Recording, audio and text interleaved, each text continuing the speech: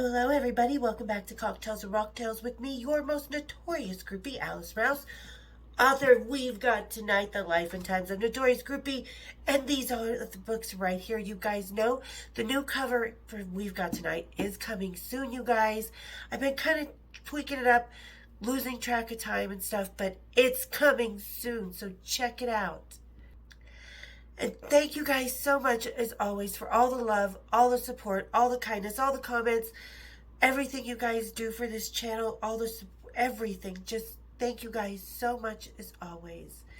And as always, we are going to be talking about some good stuff. And today we are going to talk about a 27 documentary by T.J. Hoffman called Roadie, My Documentary. So I'll put the link down in the description, you guys. It's pretty interesting for several reasons. It's a pretty interesting documentary, good and bad. And good and bad, we are still drinking because this is called Cocktails and Rocktails for F's sake. We are going to have Little Kona's Island Seltzer, Spiked Seltzer Tropical Punch. I've never tried one of these. I really like the Kona brand for their beers and stuff. They've got some good flavors, so thought we'd give this one a try. So everybody, grab your punches, kick up your feet. Oh, I was hoping it would be like real tropical punch looking. Just water. Well, strike one for that. But anyway, everybody grab your cocktails, kick up your feet, and let's have a little Cocktails and Rocktails. Cheers, big ears. All right, let's see how it tastes. Is it Kipwinger bad, or is it just good?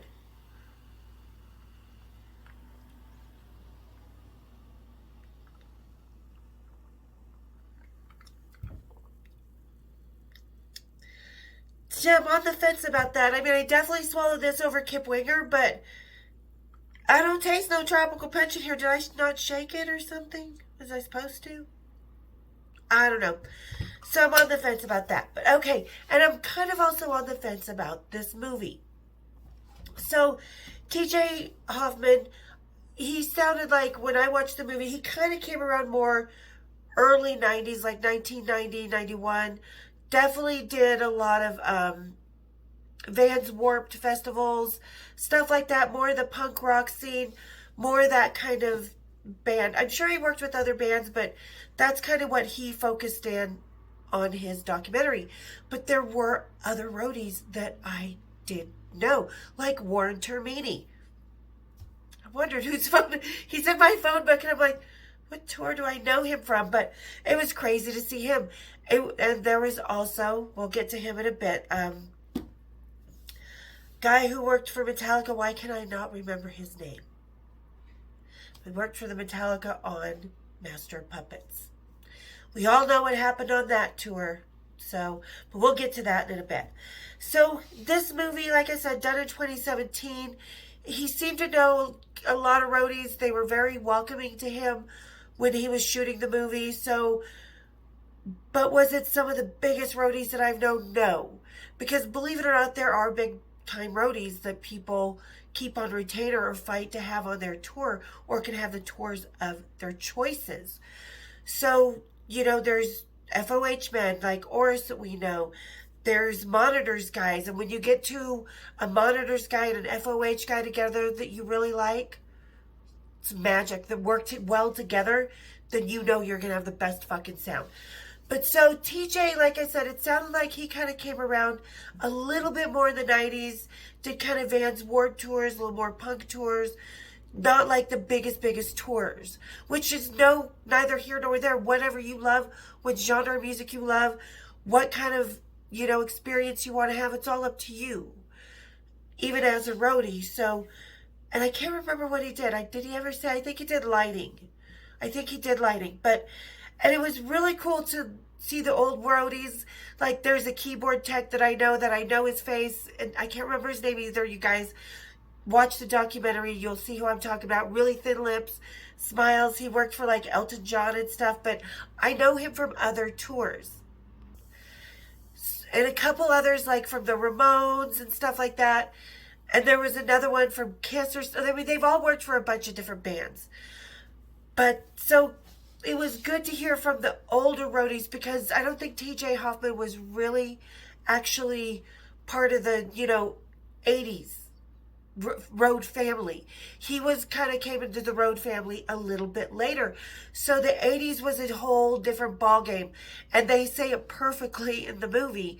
It started with the Roadies being a bunch of outlaws and moving to professionals. And it's so true. It's such a different, like, I go out to dinner with Oris, and we went out with a bunch of the guys from Road Crew, from Bush and stuff one time. And it was just like vanilla.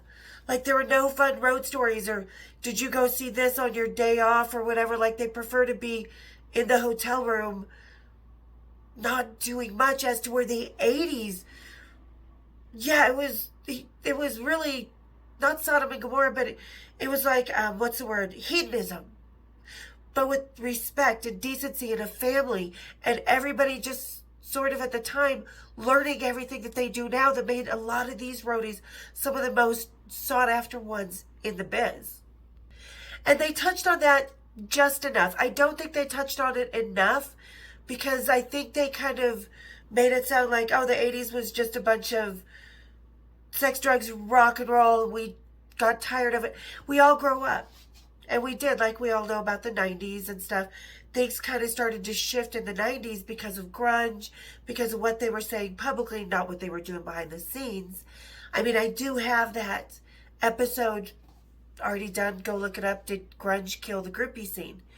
So, but I think he was almost, talk a little bit about this, but I think he was brushing over it because it wasn't a time he experienced.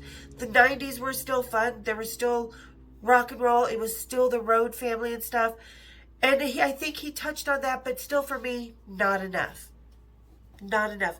And he said it was my documentary, his story, which his story is front and center. And I think that kind of was disappointing to me, because it was from his view and how he wanted it to be edited and presented and all that, which is fine, just like it's my book. So I present it, but I present it, without. Thing about roadies, there's always going to be a little chip on the shoulder with some of them. And TJ Hoffman made me feel like he was kind of that guy.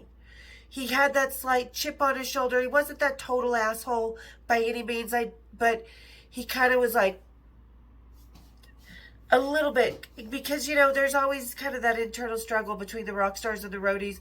And they say it in this documentary, some of the roadies are better musicians than the guys standing on the stage, just happenstance, which is absolutely true. And I think I don't think he could play any instrument. I don't think he could do much besides his job, which takes a lot of talent, takes a lot of guts, takes a lot of know-how, especially when you're not the road crew that came out of Full Sail from Florida, or one of the roadie schools. Kristen went to one of those back in the day when it was very, very first starting. But roadies did not go to school.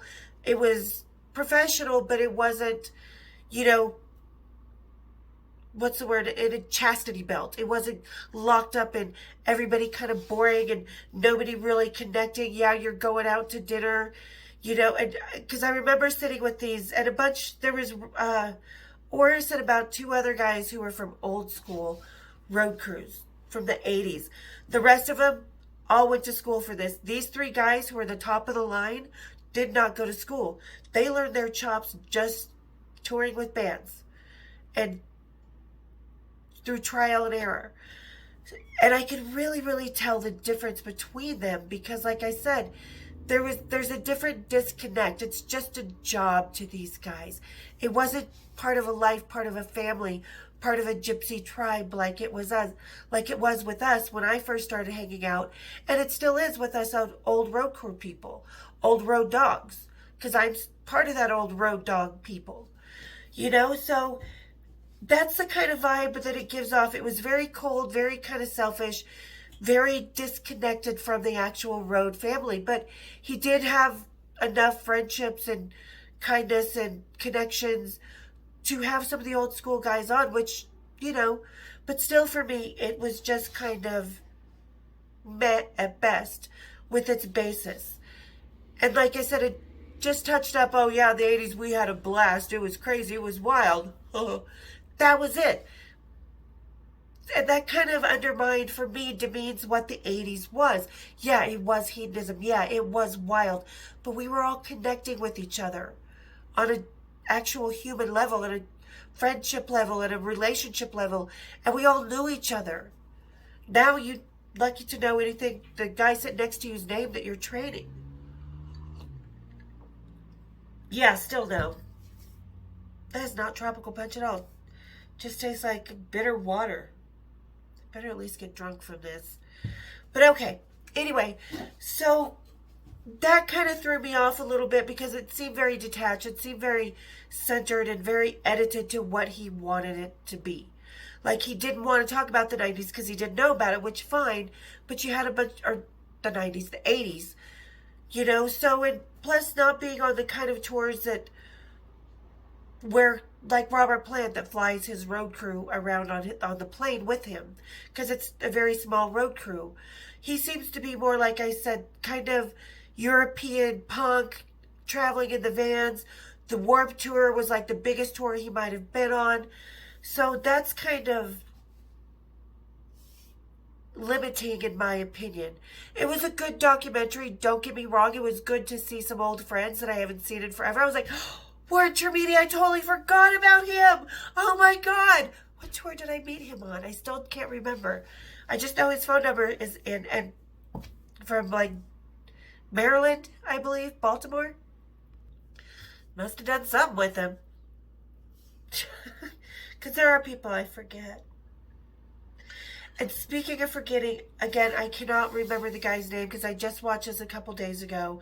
The biggest part for me, and the most part that really, really, really hit home and talked about something that I haven't heard in 3 decades. Probably longer than that, since I very first met Metallica. I cannot remember the roadie's name, and I know I knew him. I saw his face, I was like, I know that guy. And then when he started telling the story, I was like, oh, that's where I know him from. Holy shit. He was still around Metallica in these days. He was on tour with Metallica for Master of Puppets. And Cliff was still alive, and he was actually in the bus, trapped in the bus that killed Cliff, the bus wreck. And literally, I was just in tears because I had heard people talking about it, you know, James and Lars and everybody else who, you know, had been involved. And I remember him being with Metallica on The Injustice and seeing him before the bus wreck on Master of Puppets, like in Vancouver or somewhere.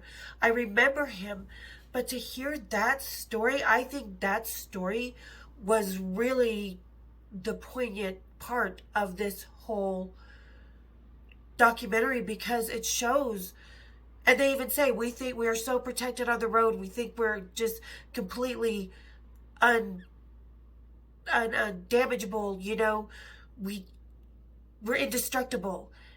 And to show a part that, no, we're not indestructible, you know, and how scary it was. And to hear him being stuck in the bus, because James wasn't stuck in the bus, or neither was Lars and everything. So this was the first time I actually heard his part of being stuck in the bus and Cliff being underneath him.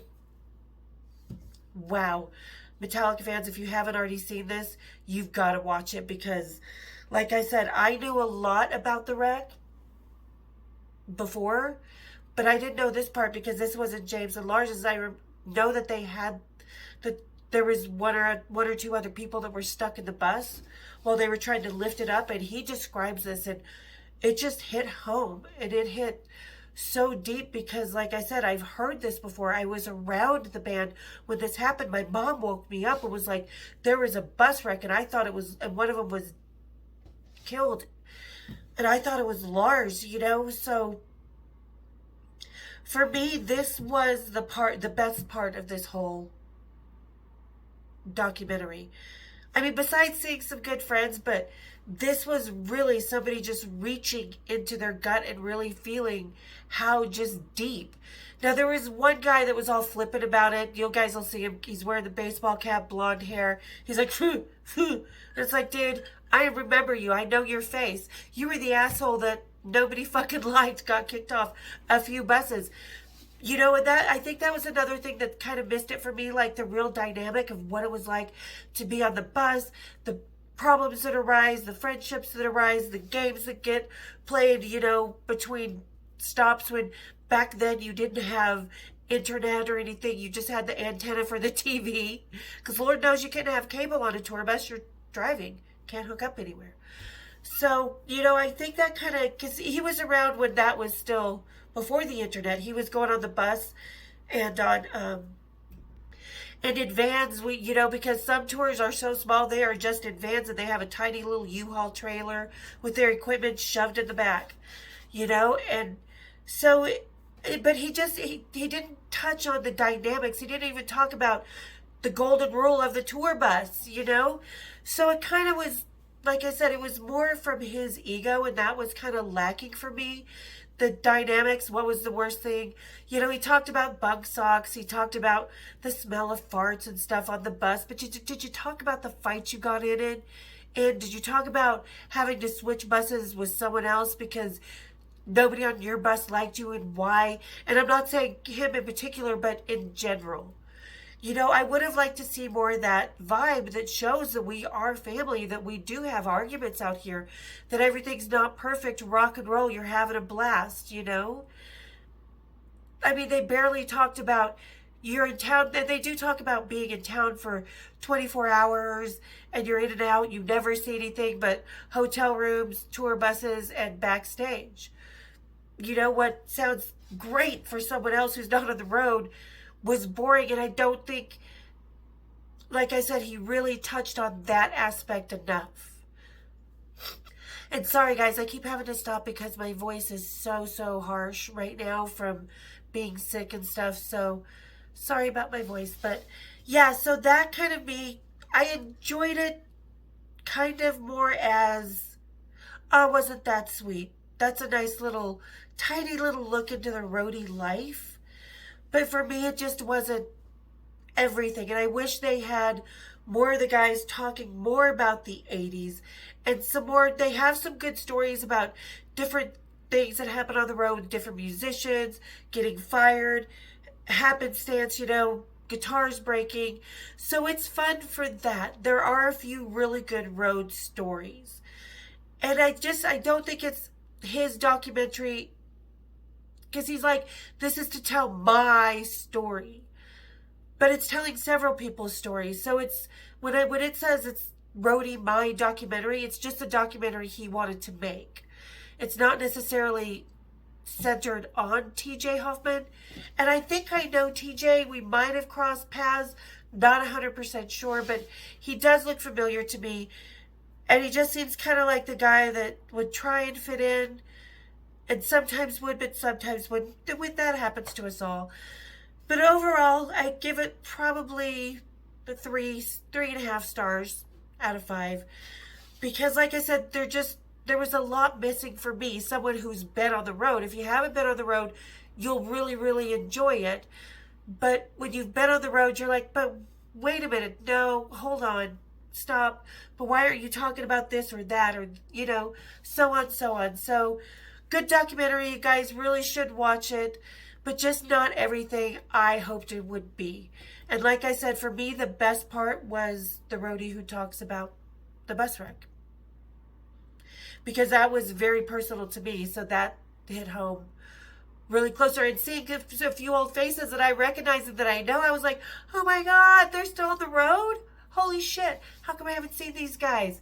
So kind of was really nostalgic overall. So like I said, give it about 3.5 stars.